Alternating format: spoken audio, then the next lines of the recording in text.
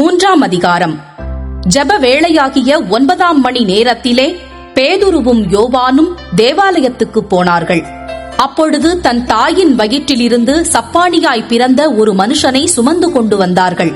தேவாலயத்திலே பிரவேசிக்கிறவர்களிடத்தில் பிச்சை கேட்கும்படி நாடோறும் அவனை அலங்கார வாசல் எண்ணப்பட்ட தேவாலய வாசல் அண்டையிலே வைப்பார்கள். தேவாலயத்திலே பிரவேசிக்கப் போகிற பேதுருவையும் யோவானையும் அவன் கண்டு பிச்சை கேட்டான். பேதுருவும் யோவானும் அவனை உற்று பார்த்து, எங்களை நோக்கிப் பார் என்றார்கள். அவன் அவர்களிடத்தில் ஏதாகிலும் கிடைக்குமென்று எண்ணி அவர்களை நோக்கி பார்த்தான். அப்பொழுது பேதுரு, வெள்ளியும் பொன்னும் என்னிடத்தில் இல்லை, என்னிடத்தில் உள்ளதை உனக்கு தருகிறேன். நசரேயனாகிய இயேசு கிறிஸ்துவின் நாமத்தினாலே நீ எழுந்து நட என்று சொல்லி வலது கையினால் அவனை பிடித்து தூக்கிவிட்டான். உடனே அவனுடைய கால்களும் கரடுகளும் பெலன் கொண்டது. அவன் குதித்தெழுந்து நின்று நடந்தான். நடந்து குதித்து தேவனை துதித்துக் கொண்டு அவர்களுடனே கூட தேவாலயத்திற்குள் பிரவேசித்தான்.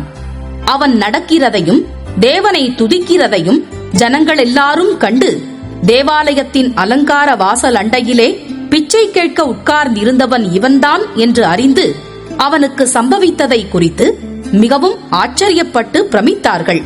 குணமாக்கப்பட்ட சப்பாணி பேதுருவையும் யோவானையும் பற்றிக் கொண்டிருக்கையில் ஜனங்கள் எல்லாரும் பிரமித்து சாலமோன் மண்டபம் எண்ணப்பட்ட மண்டபத்திலே அவர்களிடத்திற்கு ஓடி வந்தார்கள். பேதுரு அதைக் கண்டு ஜனங்களை நோக்கி, இஸ்ரவேலரே, இதை குறித்து நீங்கள் ஆச்சரியப்படுகிறதென்ன? நாங்கள் எங்கள் சுய சக்தியினாலாவது எங்கள் சுய பக்தியினாலாவது இவனை நடக்க பண்ணினோம் என்று நீங்கள் எங்களை நோக்கி பார்க்கிறதென்ன? ஆபிரகாம், ஈசாக்கு, யாக்கோபு என்பவர்களுடைய தேவனாகிய நம்முடைய பிதாக்களின் தேவன் தம்முடைய பிள்ளையாகிய இயேசுவை மகிமைப்படுத்தினார். அவரை நீங்கள் ஒப்புக் கொடுத்தீர்கள். பிலாத்து அவரை விடுதலையாக்க தீர்மானித்த போது அவனுக்கு முன்பாக அவரை மறுதலித்தீர்கள். பரிசுத்தமும் நீதியும் உள்ளவரை நீங்கள் மறுதலித்து கொலை பாதகனை உங்களுக்காக விடுதலை பண்ண வேண்டுமென்று கேட்டு ஜீவாதிபதியை கொலை செய்தீர்கள். அவரை தேவன் மரித்தோரில் இருந்து எழுப்பினார். அதற்கு நாங்கள் சாட்சிகளாயிருக்கிறோம். அவருடைய நாமத்தை பற்றும் விசுவாசத்தினாலே அவருடைய நாமமே நீங்கள் பார்த்து அறிந்திருக்கிற இவனை பலப்படுத்தினது. அவரால் உண்டாகிய விசுவாசமே உங்கள் எல்லாருக்கும் முன்பாக இந்த சர்வாங்க சுகத்தை இவனுக்கு கொடுத்தது. சகோதரரே, நீங்களும் உங்கள் அதிகாரிகளும் அறியாமையினாலே இதை செய்தீர்கள் என்று அறிந்திருக்கிறேன். கிறிஸ்து பாடுபட வேண்டுமென்று தேவன் தம்முடைய தீர்க்கதரிசிகள் எல்லாருடைய வாக்கினாலும் முன் அறிவித்தவைகளை இவ்விதமாய் நிறைவேற்றினார். ஆனபடியினாலே கர்த்தருடைய சன்னிதானத்தில் இருந்து இளைப்பாறுதலின் காலங்கள் வரும்படிக்கும் முன்னே குறிக்கப்பட்ட இயேசு கிறிஸ்துவை அவர் உங்களிடத்தில் அனுப்பும்படிக்கும் உங்கள் பாவங்கள் நிவிர்த்தி செய்யப்படும் பொருட்டு நீங்கள் மனந்திரும்பி குணப்படுங்கள்.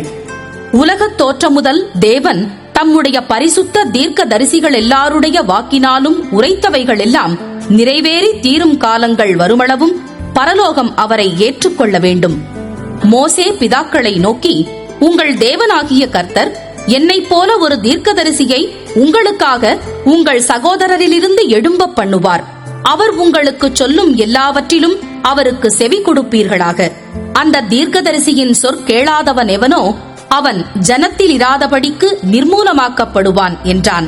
சாமுவேல் முதற்கொண்டு எத்தனை பேர் தீர்க்க தரிசனம் உரைத்தார்களோ அத்தனை பேரும் இந்த நாட்களை முன்னறிவித்தார்கள். நீங்கள் அந்த தீர்க்க தரிசிகளுக்கு புத்திரராயிருக்கிறீர்கள். உன் சந்ததியினாலே பூமியில் உள்ள வம்சங்களெல்லாம் ஆசிர்வதிக்கப்படும் என்று தேவன் ஆபிரகாமுக்கு சொல்லி நம்முடைய முன்னோர்களோடே பண்ணின உடன்படிக்கைக்கும் புத்திரராயிருக்கிறீர்கள். அவர் உங்கள் எல்லாரையும் உங்கள் பொல்லாங்குகளிலிருந்து விலக்கி உங்களை ஆசிர்வதிக்கும்படி தேவன் தம்முடைய பிள்ளையாகிய இயேசுவை எழுப்பி முதலாவது உங்களிடத்திற்கே அவரை அனுப்பினார் என்றான்.